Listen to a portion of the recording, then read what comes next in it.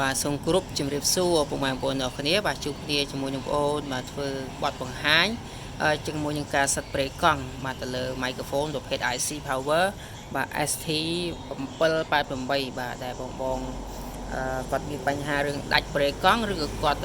ចុចច្រឡំដៃទៅធ្វើឲ្យប្រេកង់ហ្នឹងវារត់ខុសអញ្ចឹងធ្វើឲ្យអត់លឺទេម៉ៃណាបាទអញ្ចឹងយើងធម្មតាយើងធ្វើការបើក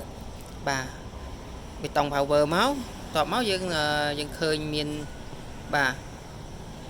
អេក្រង់វាលោតមកវាមានជាប់សញ្ញាសោនេះណាបាទជាប់សញ្ញាសោមកឃើញសញ្ញាសោហ្នឹងបាទសញ្ញាសោណាបាទនេះអញ្ចឹងដើម្បីយើងធ្វើការសិតបានយើងត្រូវដោះបាទសញ្ញាសោនេះយើងចុចវាជាប់ទៅបាទចុចវាជាប់ណាអញ្ចឹងលេខប្រេកង់នៅលើនេះវាមាន688បាទ688បាទ688បាទអញ្ចឹងលេខ688ហ្នឹងគឺជាលេខប្រេកង់ដើមឬក៏វាលោតខុសពីផ្លែអញ្ចឹងណាបាទអាហ្នឹងយើងចង់ដូរទៀតយើងអាចដូរបានឧទាហរណ៍ថានៅលើនេះបាទ688នេះគឺត្រូវជាមួយនឹងម៉ៃរបស់យើងណានេះម៉ៃរបស់យើងបាទម៉ៃរបស់យើងបាទរាំងចាំងបន្តិចបាទអធិស្ឋានបាទចង់ឲ្យបងច្បាស់បន្តិចនេះឃើញទេបាទ688នៅខាងក្រោមនេះណា688 688.75ណា.75ឃើញទេបាទរាំងអត់សូវច្បាស់បាទនេះ688.75អាលេខ95លើនេះអានេះ channel នេះបាទយើងមើលតែកតុយណាក្បាលនេះមិនមើលទេអានេះ channel 95ណាហើយអានេះគឺលេខកូដ688.75បាទ750ហ្នឹង75ហ្នឹងដូចគ្នានៅក្នុងនេះបាទអញ្ចឹងលេខនេះគឺត្រូវគ្នាហើយបាទវាលឺបាទលេងតេស្តអាឡ1 2 3អាឡអញ្ចឹងនៅពេលវាដើរវាមានសេវាវាចាបាទវាមានសេវាណាបាទហើយអានេះបលិននេះពេលយើងបើកសោយយើងចង់តឡើងក៏បាននេះបាទដល់4ដល់25អីឡើងចឹងទៅប៉ុន្តែទូទៅវាបើកមកវាតាម23ឯងបាទប៉ុណ្ណឹងលឺឲ្យយើងតឡើងទៅលើអំភ្លីរបស់យើងទៅបាទអញ្ចឹងមានន័យថាវាជាប់ឲ្យមើលមកដើមវាវិញណាបាទនេះមកដើមខាង channel 95ណាបាទ channel 95ខាងនេះអានេះ channel 95គ្នាប៉ុន្តែលេខនេះវាខុសគ្នាណាអានេះ663.75បាទតែយើងបើកផ្លែខាងនេះមើលបាទ6.73ហ្នឹងបាទឥឡូវយើងមើលផ្លែនេះបាទផ្លែនេះគឺវាមានលេខនេះ channel គេ95នេះ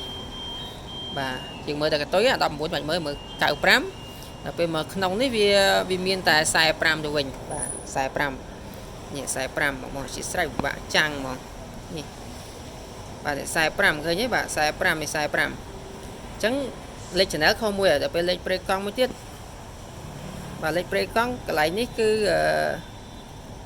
បាទ51.25ណា651.25ដល់មើលខាងនេះវាទៅជា663បាទ.75អញ្ចឹងវាអត់លឺទេគឺយើងបើកទៅអត់មានសេវាទេបាទអត់មានសេវាសឡើងទេបាទខាងនេះបើកទៅគឺមានសេវាសឡើងបាទនេះគេហើយពេលនិយាយលឺបាទទៅខាងនេះអត់ទេបាទបើកទៅអត់មានទេអញ្ចឹងយើងចាប់ដើមធ្វើការសិតទាំងអស់គ្នាអញ្ចឹងដើម្បីសិតអានេះបាត់សិនណាបាត់ទៅបាទអញ្ចឹងសិតងាយស្រួលទេបាទគឺយើងបាទធ្វើការបិទ microphone យើងសិនបាទបិទ microphone ហើយយើងចុចអុបឲ្យជាប់បាទអុបឲ្យជាប់ឲ្យចេញសញ្ញាសិតចេះមានសញ្ញារាងត្រេចេះបាទសូមអធិស្ឋានបាទចាំងតិចនេះសញ្ញាត្រេអញ្ចឹងណាចុចជាប់ទៅចេញអញ្ចឹងបន្ទាប់មកយើងប្រឡែងវាដាក់ scan ទៅលើដុំ microphone យើងចេះមកហើយយើងចុចទៅលើបេតុងសិតនេះមួយបាទនេះចុចតែមួយប៉ាក់មួយវាចេញសញ្ញាសិតដែរឃើញទេសញ្ញាសិតដែរនេះបាទពេលវាចេញមកផ្លែតលឿនណាបាទអញ្ចឹងវាចុចមកវាលោតមក663.75ហ្នឹងបាទយើងមើលទៅលើម៉ៃយើងមើលនេះហេ663.75ឃើញដូចគ្នាអត់ហើយ channel 95បាទ channel លេខ95 channel លេខ95ហើយប្រេកង់គឺ663.75ឃើញដូចគ្នាឡើយនេះអត់បាទឃើញដូចគ្នាបាទនេះបាទនេះបាទឃើញដូចគ្នាអត់អានេះ663.75 channel 95 បាទនេះ channel 95ណាអញ្ចឹងបើវាត្រូវគ្នាហេតុអីវាអត់លឺណានេះហេតុអីវាអត់លឺយើងបើកនេះអញ្ចឹងយើងត្រូវការបិទវាសិនបាទបិទវាសិនតមកយើងយកវាមកចុចបើកធម្មតាបើកតែមួយមកចុចជាប់ទៀតណាតែចុចជាប់ទៅសិតទៀតហើយណែឃើញវាដើរហើយបាទលឺណាបាទអញ្ចឹងយើងបើកមកទាំងពីរមកបាទលឺទាំងពីរបាទអូខេអញ្ចឹងឥឡូវយើងបិទវិញបាទបិទទាំងពីរទៅវិញណាបាទហើយយើងក៏បិទទៅលើដុំរបស់យើងដែរបាទដុំម៉ៃយើងទៅវិញដែរណាបាទបិទវាទៅវិញហើយយើងបើកមកវាទៅចាប់អត់បាទយើងចាប់តាមបើកមកវិញ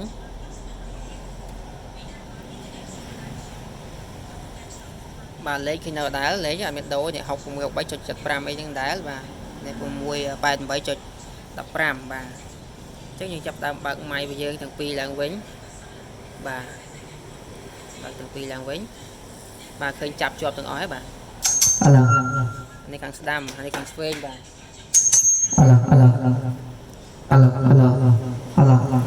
បាទលឺទាំងពីរហើយបាទលឺទាំងពីរអញ្ចឹងទៅពេលដែលបងបាទ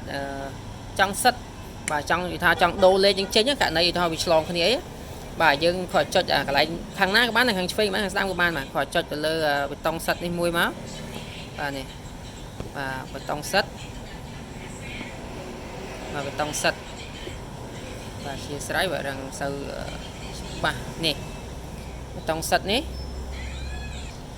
ប៊ូតុងសិតនេះណាចុចវាជាប់ចេះមក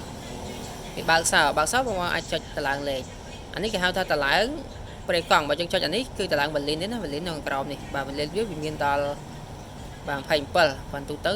ស្តង់ដាគេមកគេមានតែ23អីទេបាទបើយើងនៅលឺខ្លាំងទៀតយើងអាចថយបាទអញ្ចឹងពេលយើងចុចឡើងចេះអាលេខខាងនោះក៏ឡើងដែរបងបាទជាស្រ័យដាក់ខាងនេះឃើញទាំងពីរណាបាទ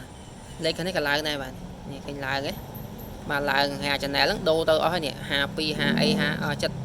ទៅឃើញអញ្ចឹងយើងចុចតែមួយជាងនេះទេយើងចង់សិតមួយជាងនេះប៉ុន្តែវាត្រូវទៅទាំងអស់អញ្ចឹងដល់ពេលទៅទាំងអស់អាម៉ៃ2នេះគឺអត់លឺទាំងពីរហ្នឹងបាទអញ្ចឹងត្រូវសិតទាំងពីរឡើងវិញណាបាទដល់ពេលយើងសិតហើយបាទយើងអាចចុចអានេះជាប់មកវិញក៏បាននេះចុចដើម្បីចាក់សោchứគឺយើងចុចតាណាអត់បានទេណាបាទលែងបញ្ហាទៀតតែដូរអីអត់បានទេបាទហើយបើសិនយើងសិតហើយឧទាហរណ៍យើងសិតហើយយើងអត់បានចុចចាក់សោវិញយ៉ាងម៉េចដែរអត់បានចាក់សោវិញពេលយើងបិទដុំហ្នឹងហើយបើកវិញគឺវាជាប់សោអូតូដូចបងអូនបិទមិញណាអញ្ចឹងវាអត់ពិបាកទេបាទអញ្ចឹងការសិតមីក្រូហ្វូនបាទទៅលើប្រភេទ FM អង្តែន4ដើមបាទ IC បាទ Power ST788 គឺមានតែប៉ុណ្្នឹងទេបងបាទរកកំហុសខុសឆ្គងកន្លែងណាមួយសូមអធិស្ឋានទាំងអស់គ្នាហើយមានបងមានចង្អល់នៅលើអីទៀតអាចខមមិនក្រោមវីដេអូបានអរគុណជួបគ្នានៅវីដេអូក្រោយ